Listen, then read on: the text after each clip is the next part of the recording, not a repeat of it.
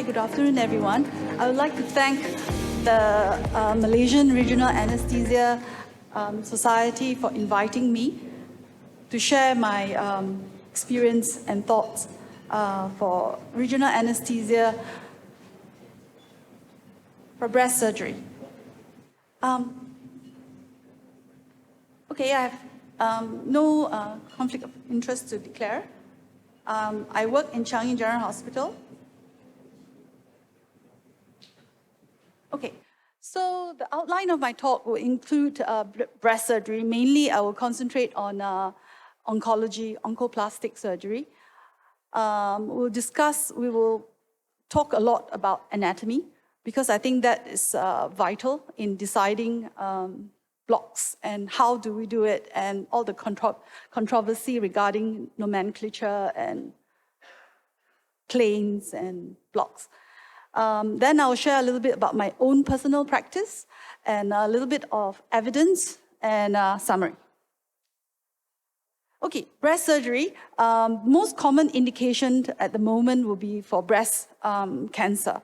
Unfortunately, breast cancer is occurring more, the incidence is increasing, and in a younger population as well, or maybe because with screening, we pick it up a bit earlier.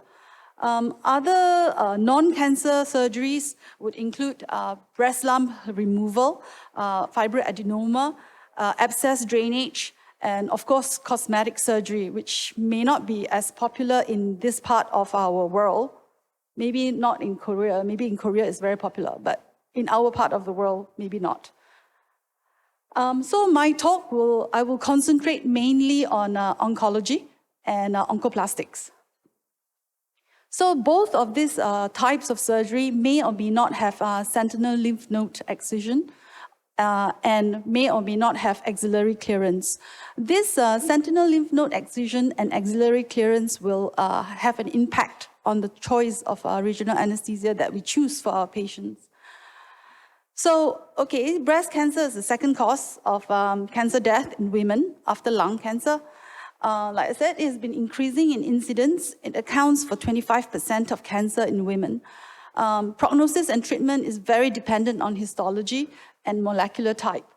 Surgical removal still plays a major role in the treatment of breast cancer.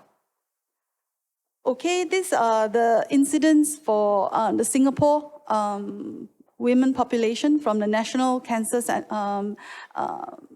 Annual Report. And as you can see, breast cancer in women is 29.7%. In the Malaysian National Cancer Registry has breast cancer as the top cancer. And this is the type of treatment that breast cancer patients undergo. So some just has breast conserving surgery, and then as the stage becomes more advanced, the type of surgery changes as well to mastectomy, plus or minus chemotherapy, radiotherapy, and of course, some people don't go for surgery and they just go for chemotherapy and radiotherapy as well. Okay, these are the trends. This is from the American registry, and only 2.8% of mastectomies had blocks. This is, to me, shockingly low. I mean, maybe because we hang around RA people, so we sort of like talk RA all the time, and we sort of think, oh, the incidence of RA should be really high. And then you see it's only 2.8%. It's like, ugh, what's the rest of the people doing? And then, and it's 0.3% lumpectomies had regional anesthesia. I sometimes blame our surgeons, because our surgeons now is increasingly doing this tumescent LA infiltration to the breast. So they want to like form this plane, and then with the tumescent LA infiltration, it opens up the plane. And but sometimes you worry about toxicity because the volume of tumescence given is quite large. But having said that, you know, surgeon dependent. Not all surgeons do it. And also, the patient's first contact is usually with the surgeon. So if the surgeon encourages them to not go for a block, but just to take tumescence LA, then the patient will tend to choose that method of analgesia. Okay, so what is the role of regional anesthesia in breast surgery? We know that it does reduce acute pain, and it may or may not reduce chronic pain syndromes. There are sort of mixed publications on this. But clinically, I find that it does reduce my requirement for general anesthesia dosing and also for opioid consumption. Reduction in opioid consumption, I think is, some people say it's not clinically relevant, but I know that if I were to go for surgery, I would prefer to have it reduced. I mean, there's like talk about how opioid causes our immune system suppression. And if I have breast cancer, I wouldn't want my immune system to be suppressed at all. And if I can avoid having too much opioids, I would want that. So I believe in every 1% count, especially when it comes to breast cancer, because it's kind of a systemic illness. And yes, there's a genetic component to it, but every 1% counts. So, and choices of RA or GA has also been sort of rumored to may be protective in cancer recurrence. There are quite a few publications on paravertebral in reducing the recurrence of breast cancer, but I think the jury is still out on that. And then this peri-op NRAS, now everybody is trying to clear hospital beds and try to discharge the patient as soon as possible. So regional anesthesia, I think, has a role in NRAS. And also, not even if you don't manage to discharge the patient earlier, the quality of recovery, they get less hangover effect. And, with less nausea, vomiting, they're just more comfortable. I always tell the residents, it's like, you get there still in the end. It's just like flying an aeroplane. You still get to your destination. Your surgery is still completed. You still have your breast tumor removed. But it's whether you get there flying first class, business class, or economy, If you wake up, you feel like, ugh, then you are flying economy, really. But if you wake up and you feel great and, you have no pain and you feel alert and, you're ready to jump out of bed, then you flew first class. So the aim of it is to get your patients to the point, of course safely, without crashing the aeroplane, and in a first class manner. And I believe RA is a first class service. And RA can also be an alternative to GA. Now with this green movement and how desflurane is so bad for our environment, and inhalationals in general apparently is so bad for the environment, that some countries have banned desflurane, which I think is ridiculous, but that aside, but RA alone can, you can do the surgery with RA alone without general anesthesia. Okay, so post-mastectomy pain syndrome is more common than what the breast surgeons would like to tell us. The breast surgeons always say, it's not that painful, they just have a bit of tightness, in their armpit. It's like, yeah, but tightness is just a different definition of discomfort. It may not be a sharp shooting pain, but it's still discomfort, it's still uncomfortable. So yes, the common factors are young patients, patients with upper lateral quadrant breast surgery. And that, if we look at the anatomy in detail, may explain why lateral quadrant breast surgery has more pain than other quadrants. And 20 to 60%, depending on what population you look at, has chronic pain. Okay, that this Japanese group published this in the open web, And it says that, yes, general anesthesia may sort of impair your immunity and surgical stress, and that is not good for, cancer.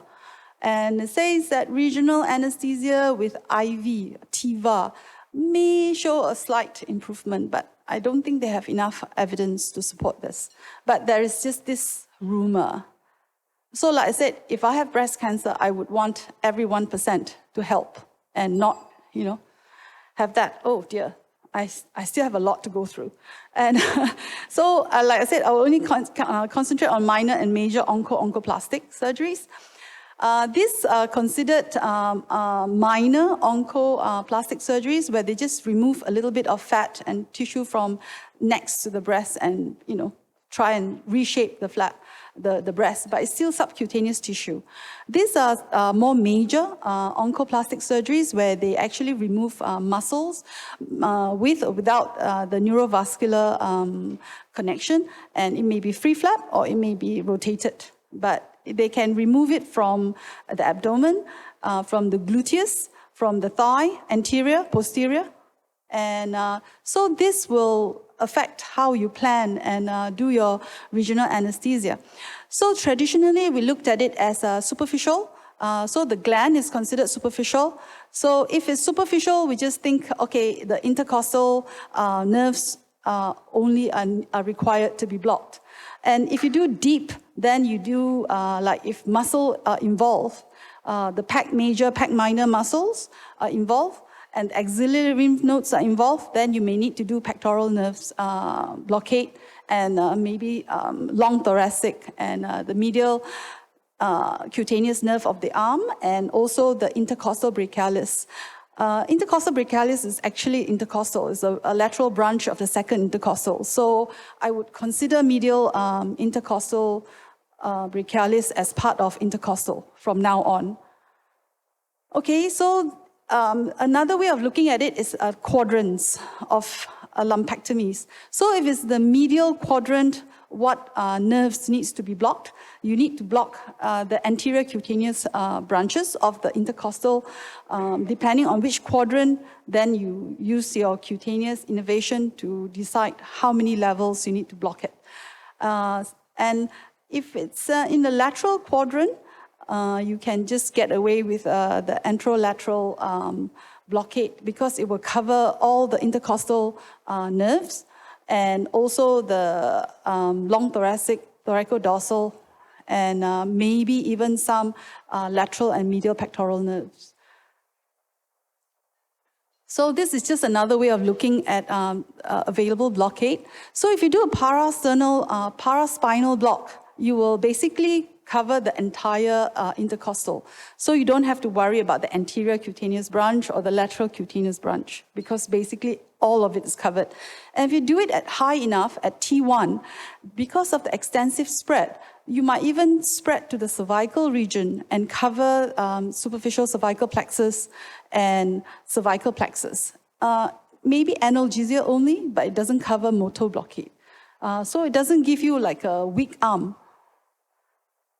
Okay, this is from Woodward, and it's kind of a busy slide to sort of summarize all the different blockades for different blocks.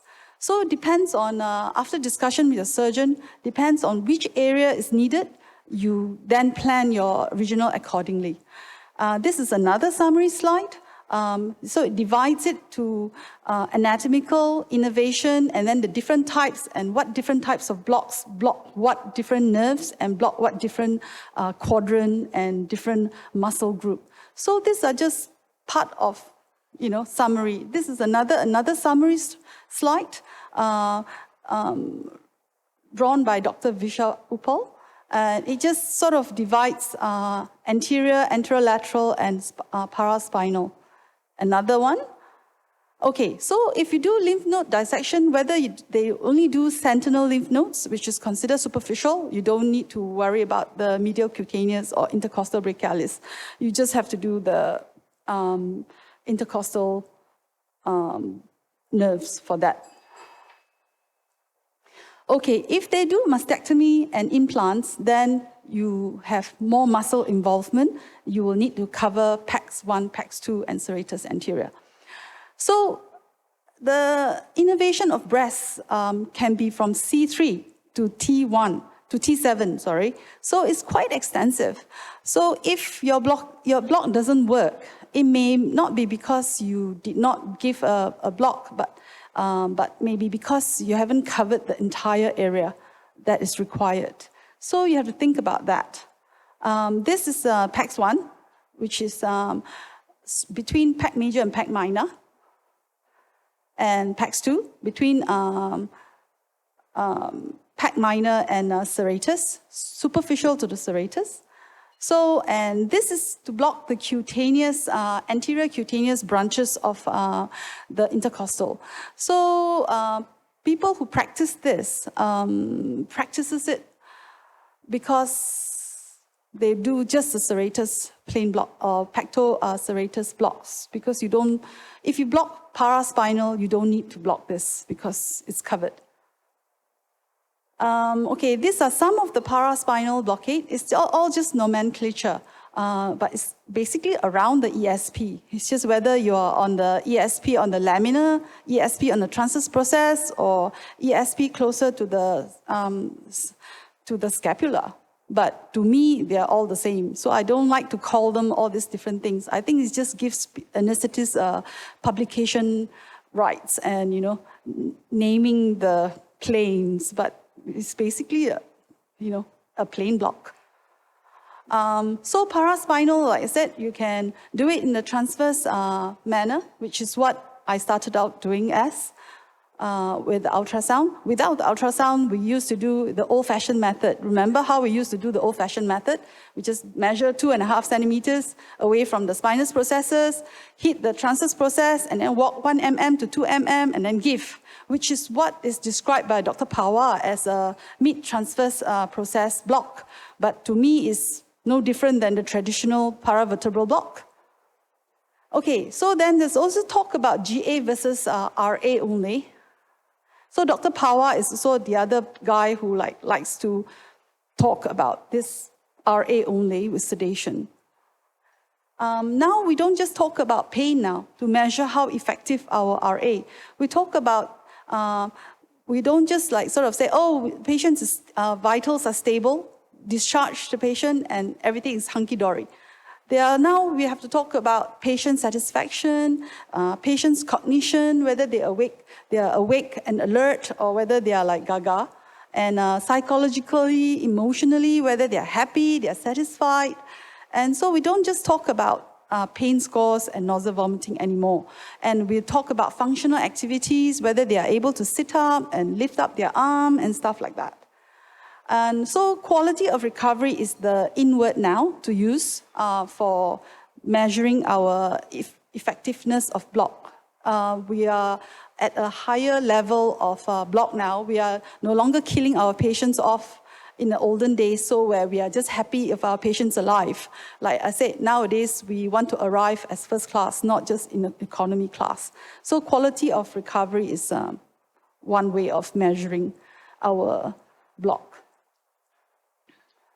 So these are a few articles that talks about efficacy and quality of recovery after blocks. Okay, so at the moment, the general consensus after a few meta-analysis basically says that minor surgery, like lumpectomies, you can get away with just local infiltration. LA infiltration. It's as effective as the blocks that we give. But of course, you have to give multimodal analgesia as well. But for major surgeries like mastectomy, paravertebral is still the first choice. And for whatever reason, if you cannot give a paravertebral, then interpectoral second line. Another one that's says a similar thing, but says any RA is better than nothing. Paravertebral is still considered better, even though it's harder and may have more complications. Serratus anterior plain block is acceptable. Okay, and Prospect guideline recommends multimodal, Paracet, NSAID, pre-op gabapentin, IV Dexa for prolongation of block, opioids as post-op rescue only. Paravertebral is still first choice, and PAX2 is second choice for major surgery, and surgical infiltration again is for minor breast surgery. Okay, my practice, for minor surgery, I still do PAX1, PAX2 under GA when they are asleep, because I find that it's more comfortable for the patient. And for major surgery, I do a single shot paraspinal, and I normally do a paravertebral in a transverse in-plane manner. Oncoplastic surgery, if I need extensive cover, I tend to do ESP, because I find that ESP with a catheter has more extensive coverage than a paravertebral. If it's just the coverage is not more than 5 levels, I will still put a catheter in the paravertebral space. But if it's more than 5 levels, I do ESP.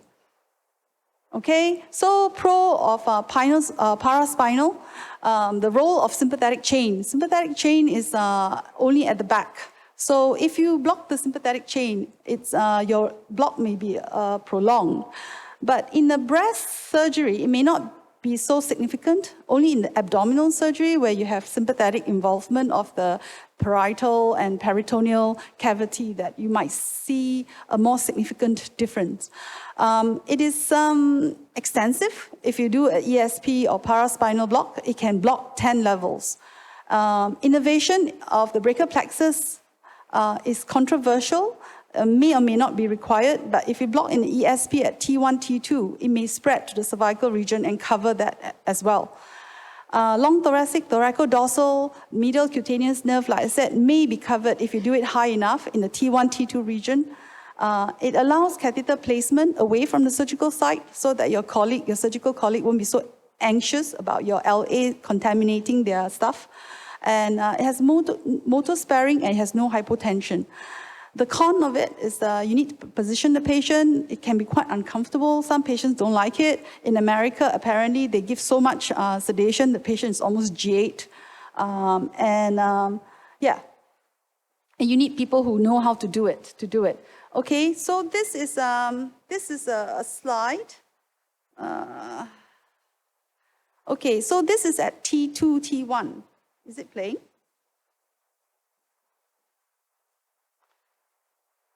Okay, it is not playing.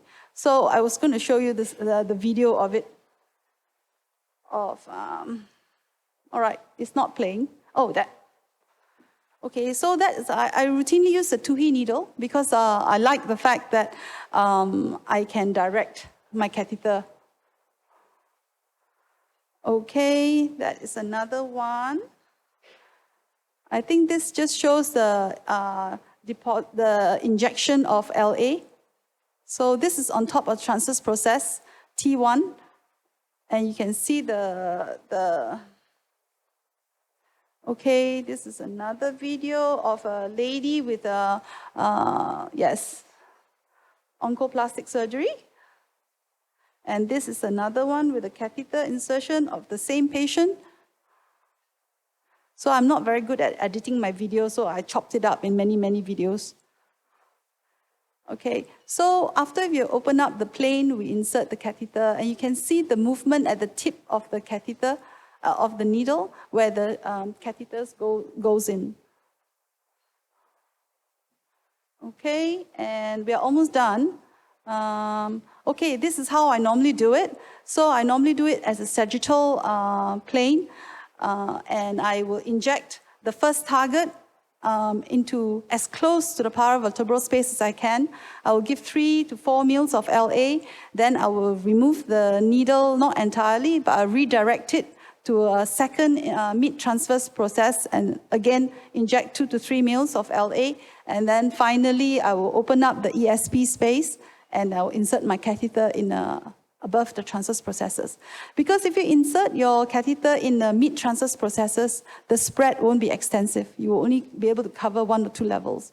Yes, this allows me to have more paravertebral spread. Whenever I inject, because our tissue is porous, it's not like, waterproof. So even if you're not in the paravertebral space, your LA will still diffuse and you will still see your parietal pleural move. As long as you are not inserting catheters, this method works very well as a paravertebral block. But if you need to insert a catheter, the transverse process, the transverse view is much, much better and safer.